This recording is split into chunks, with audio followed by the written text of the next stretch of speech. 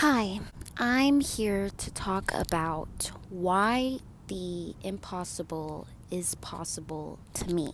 My mom was raised in Mexico City with five other siblings, and she was the firstborn female.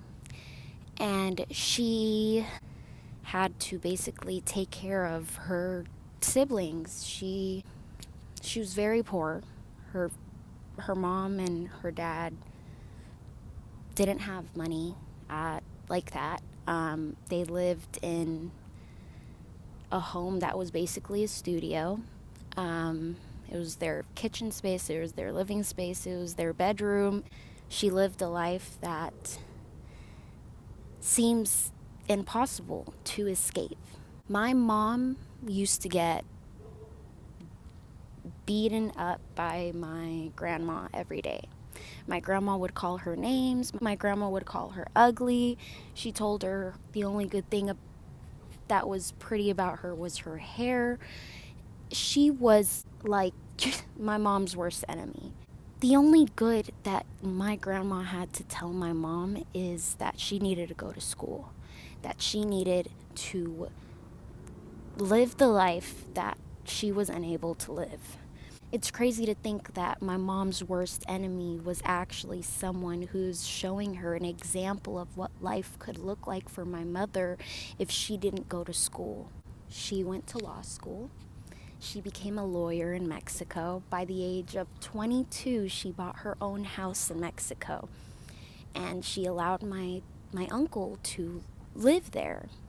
And after that, she came to the States at 23, and she didn't know English. She had no clue what life was like over here. All she knew is that she was running away from her family and everything she's known so that she could start a life for herself and be independent and feel empowered by herself, for herself. And she went back to school. She collected her credits, and she started cutting hair on the side. She went to cosmetology school. While she was in school and in school for training to be a teacher, she got her certification, and she met the love of, well, I mean, what I would assume would be the love of your life one time in a lifetime. But she was with this guy for 10 years. And he helped her. He helped her finish school. He gave her a place to stay. They were absolutely in love. And he proposed to her 3 times, and she declined all three. He was Middle Eastern, so the culture there is very different. He didn't want her to go to school. He didn't want her to have a job. He wanted her to be a housewife and to just be a mother and just take care of the kids, and that's not what my mom wanted. She didn't come to the US just to become a housewife and a mother. She didn't work years and years and go to school for years and years just to be that, just to be for somebody.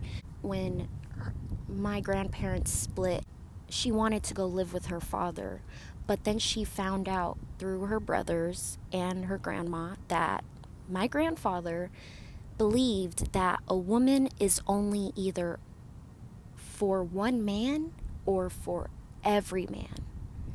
He didn't believe that women had the chance, that women had the ability, that women should even have the option to go to school. He believed that women are meant to be a man's servant. So my mom broke up with him. He ended up getting married to some ignorant woman with nothing left in her brain to be able to function and carry on a conversation. And my mom met my dad a year later, and she got pregnant a year later. They got married. My mom bought a house. And from there, My dad was never around. My mom basically had to take care of us, and she got sick to a point where she had to go through treatment, and for years my dad was just unavailable. He wasn't there, and my mom did it all by herself. She paid the mortgage, she paid the bills, she took care of us, she went to work. So she decided to get into real estate. And she went and got her real estate license, and after that she bought her second home, and then we moved there, and then after that she bought her third home. And with that third home, it came with a guest home. So then she decided to buy land in Mexico to build her own house for when she retires, and here we are now. She got cancer in 2021. She's had the most successful life I've ever heard of. She has lived a life that very few get to live. And she is a constant reminder to me that I'm able to do it. Because while she started off with nothing,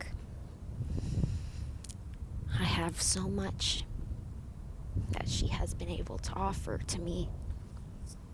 And sometimes I beat myself up for allowing my feelings and emotions and mental health to create obstacles that seem non-existent. And sometimes I wonder what is inside of her that it seems like nobody else has. Because I don't know. Sometimes I think I'm so attracted to psychology and how the brain and the mental works, and I think it's because of her. My own mother is a mystery to me, and not in a bad way, in the kind of way that I've spent 22 years with her, and I still have no clue how she did it. But the only thing I've gotten from that is that she did it, that it was possible, that for some unknown reason she just kept going. She dedicated her time to her brain and to her inner growth, not just for mental but for intelligence and for knowledge. She had a hunger that it doesn't even matter about the money anymore. It's not about how much you get paid or how much you own or what kind of car you're driving. It's about what's in here. And it's very difficult to find that drive and be able to pursue growth in knowledge and to believe that that is more valuable than anything else can offer. Because she has told me that money is just paper. Money is a physical object that you can easily lose. But your mind, it's stuck with you. It is a part of you. It is something that nobody can take from you. And knowledge it's such a gift to know. My mom always told me, Sarah, anybody can be rich. Anybody can have money. Anybody can be successful. But with success